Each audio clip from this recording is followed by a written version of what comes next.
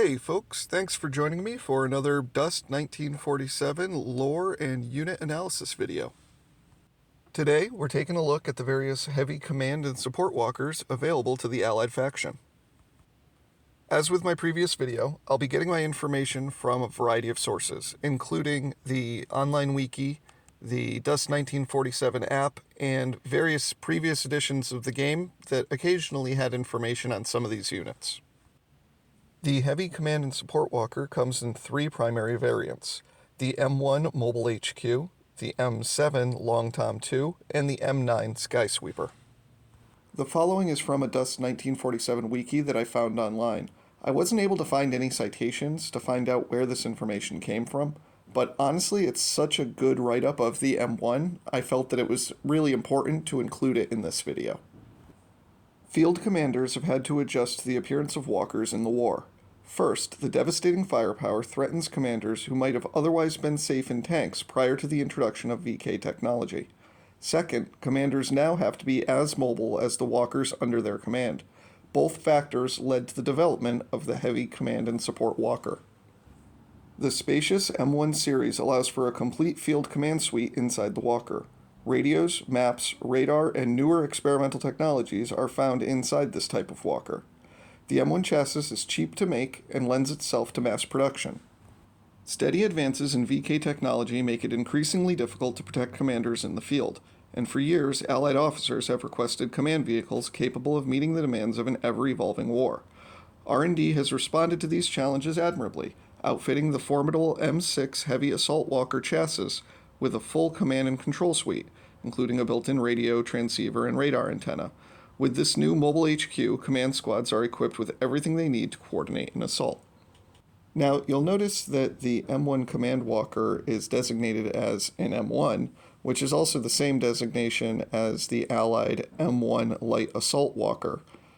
This can obviously lead to some confusion, but it appears that this wasn't actually that uncommon during World War II.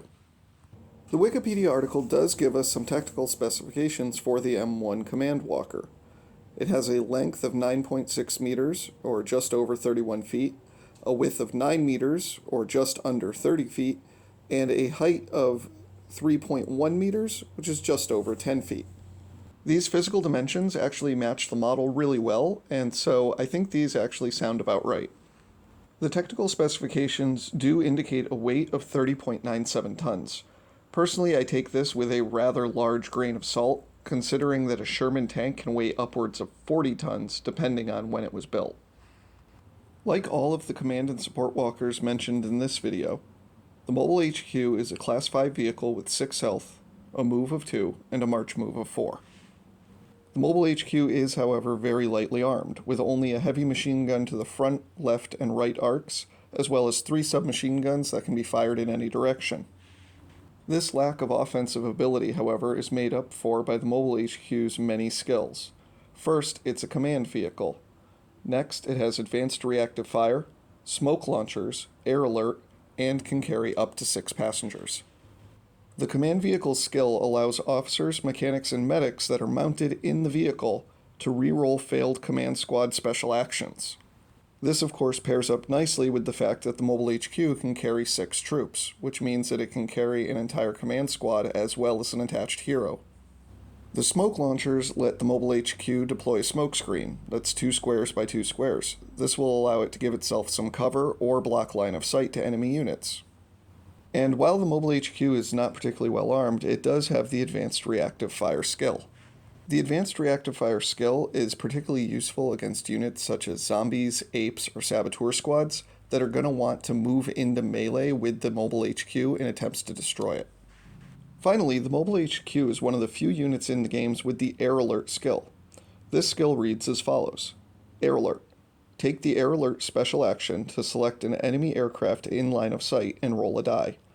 On a roll of faction symbol, friendly vehicles targeting it hit on crosshair as well as faction symbol for the remainder of the turn. Given that almost all Allied vehicles have a heavy machine gun that can target air vehicles, this can actually be really bad for an opposing player that's running a number of aircraft. Overall, the Mobile HQ is a flexible, if expensive, vehicle at 13 points. However, it's one of only 2 vehicles available to the Allies with the command vehicle skill. Now let's look at the other 2 variants that come with this walker, keeping in mind that the movement and armor values are the same for all variants. Next, we have the M7 Long Tom II. The success of the M1 was a revelation for Allied engineers. The M6 Walker chassis is cheap, fast to produce, and simple variants can easily be built in existing factories that are already dedicated to constructing fireballs and punishers. With this in mind, they removed all of the fancy electronics necessary for the Mobile HQ variant and replaced them with a 220mm Long Tom artillery cannon. Removal of the Mobile HQ's infantry compartment left sufficient room for additional ammunition for the Long Tom, as well as the crew necessary to operate it.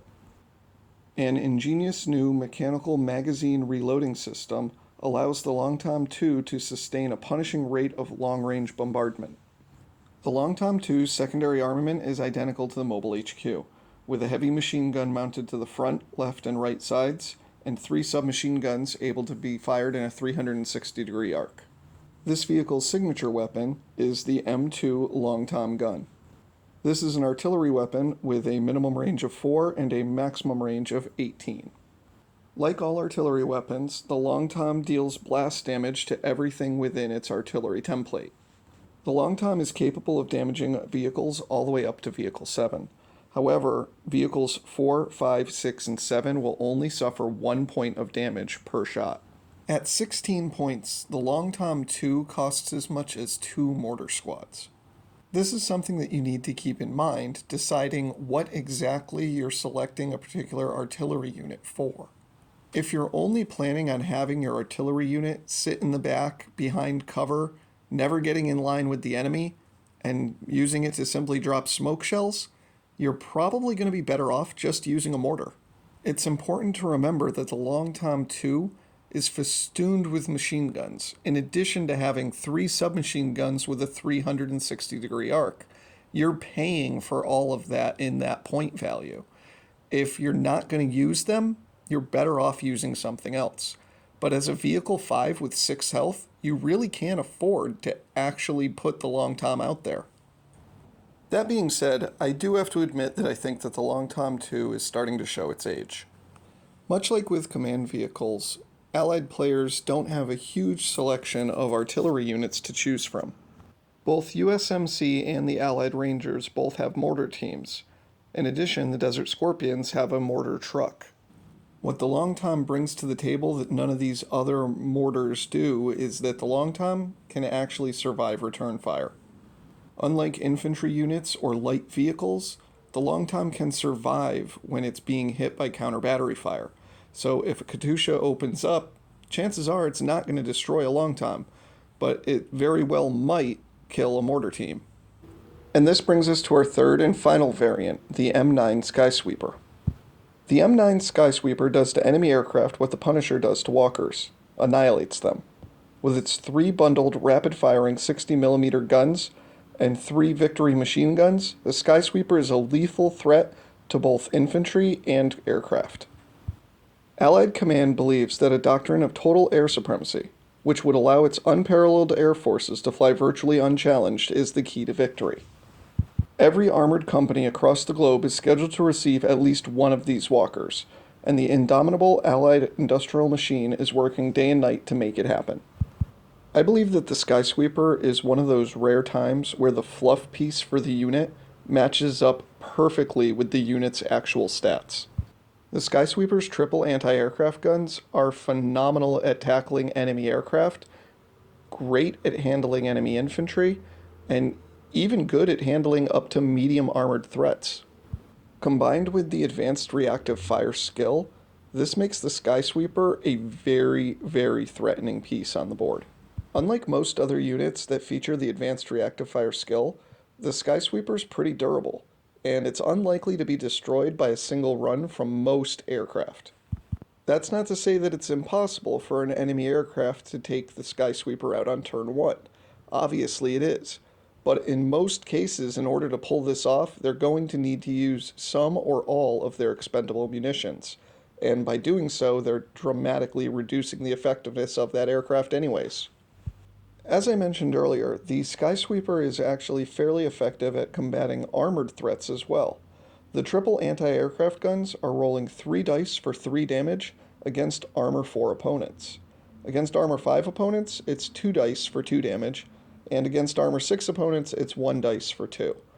Obviously, you're really not going to want to be taking a Skysweeper up against anything that's armor 6 or 7, but against things that are armor 4 or 5, it stands a pretty good chance of doing some damage.